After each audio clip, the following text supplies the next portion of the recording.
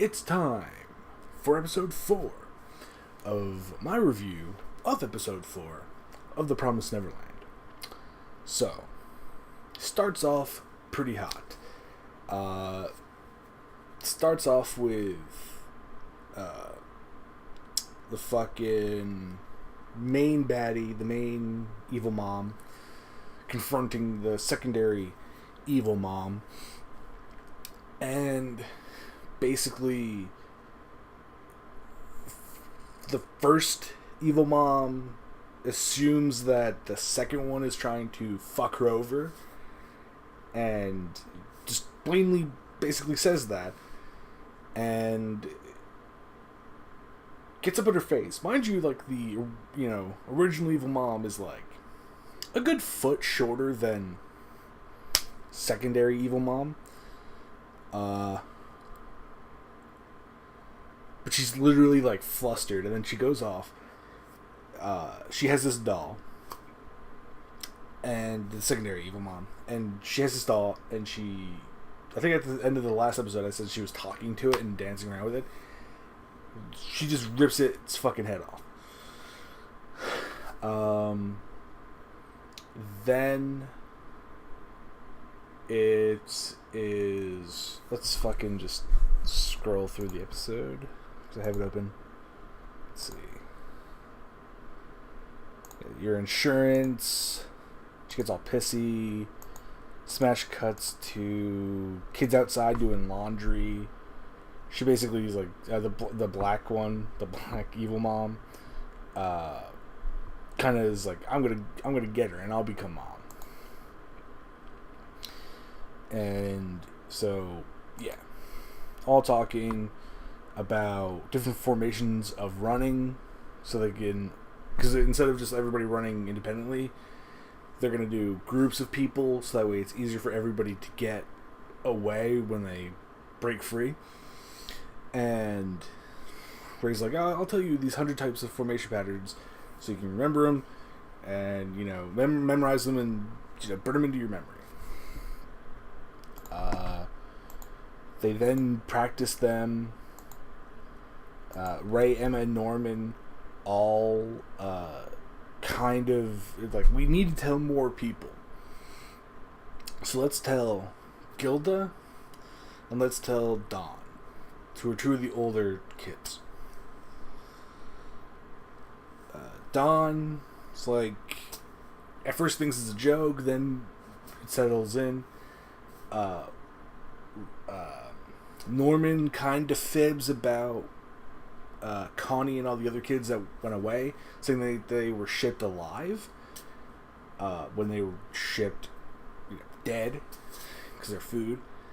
And Ray's like, you're fucking lying. You're literally lying to these people who we're trying to help. Yeah, and he's like, we'll come to that when we cross that bridge. Gilda, by the way, I think I mentioned her. She's the bitch with like the glasses and the green hair that I mentioned in previous episodes of this. They talk about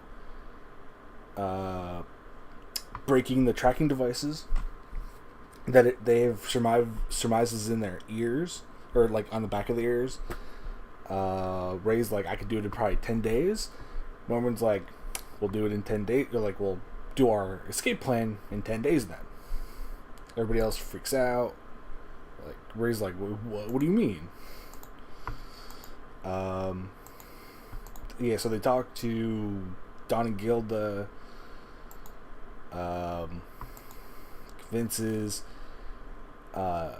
Gilda and Emma have like a kind of like a, I'm sorry that I was, sorry that I made you worry, sorry that I lied to you, so that kind of stuff. Norman shows the fucking test scores that are kind of used as like the worst students get chipped off before the better students. There's a test that Norman devises that's like, okay, I'll tell Gilda it's in the ceiling of the second floor bathroom. I'll tell Dawn that it's underneath my bed. we'll see who lied. Who told the adults.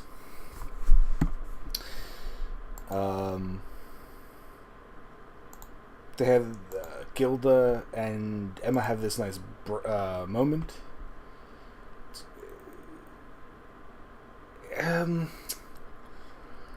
It's kind of coded to me, at least. I get the impression that Gilda and Emma might be gay. But that just might be because I'm not used to like intimacy, like holding hands with people outside of relationships. So this might just be me. But they hold hands and like yeah. Gilda gets up in the middle of the night. Goes talks to the black mom. Black mom kind tries to intimidate Gilda. Gilda just like try to suss out information. Like, oh, so she told you everything, right? Emma told you everything, right? And she's like, I don't know what the fuck you're talking about. I just had a fight with Emma. We made up. Black mom has a fucking conniption.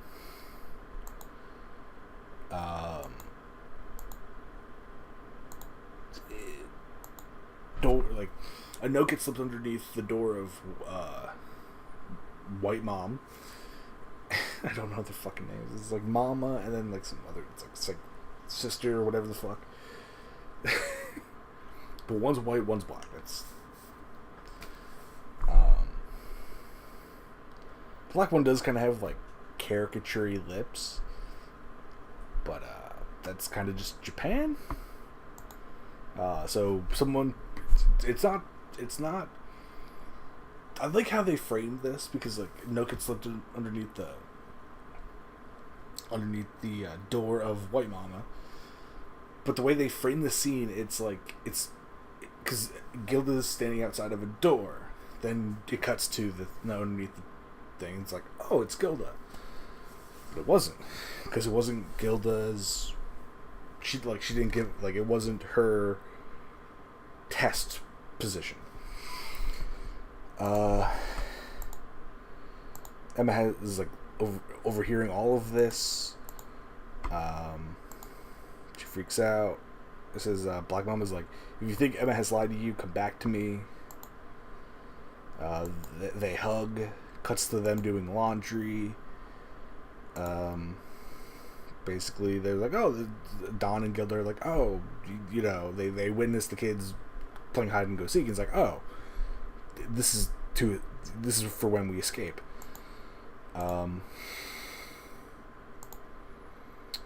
Norman's like, hey, would you, like, since there is one of us who is a spy, what would you do with them? Would you leave them behind, or would you kill them, take them with us, whatever? And Emma's like, well, I'd take him with us. And he's like, why? Well, it's like, if like we escape, their lives are no longer guaranteed, because it's like, Ray brings up, is like, well, why would traitors work with the demons? It's like, well, maybe they're guaranteed to live.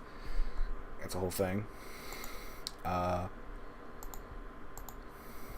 Norman's surprised. Norman and Ray are checking on the rope. That's what they were hiding in those two places. They check the bathroom. The rope is still there. Check under Norman's bed. It's not there. And the fucking end of the episode is Norman going, so it's Dawn. I think it's Ray says, oh, it's Dawn then. And Norman's like, so you're the traitor to Ray. And that's the end of the episode. And I like how it kind of ended on that cliffhanger, like, oh shit. Like, the best part is I've kind of had my suspicions about Ray, because they kind of planted the seeds in the early episodes that he's kind of just watching those, he was watching Emma and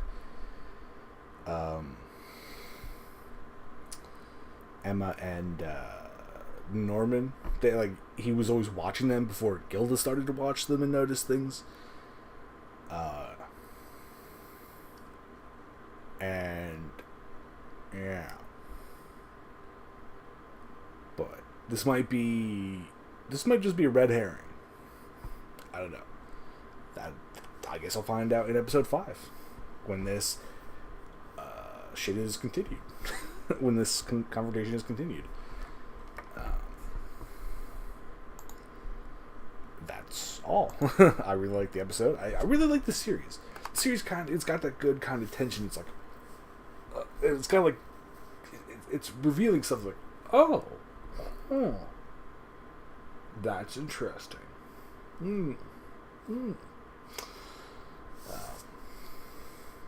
Which I really like. The fucking opening and the ending are both jams as well. I fucking love them. The opening is by Overworld, who have done a bunch of anime openings and endings. And I like the ending because it's just like this great. Who fucking does the ending? I'll fucking look it up later. I don't have to look it up now. But yes, that's the end of the episode. If you would be so kind, like it, share it, this video, and my other videos. If you want to help me put food on my fucking table so I can eat and drink, soda and shit and eat food, consider becoming a patron.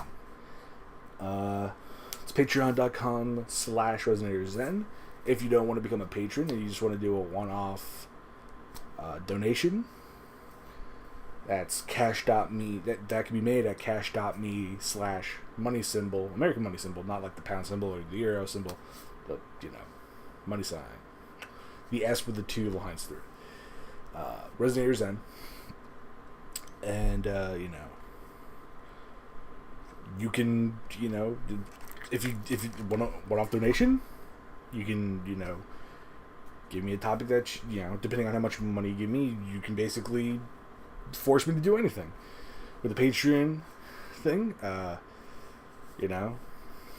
you get one video for $1. No, I think I get 2 videos for $1, 4 for $5, and then 6 for $10. You think I would know my own Patreon better, but yeah, go check it out. It'll be linked in the description box below. Also, I'll leave a link to the opening for the show, because it's fucking awesome. Talk to everybody. Have a wonderful day.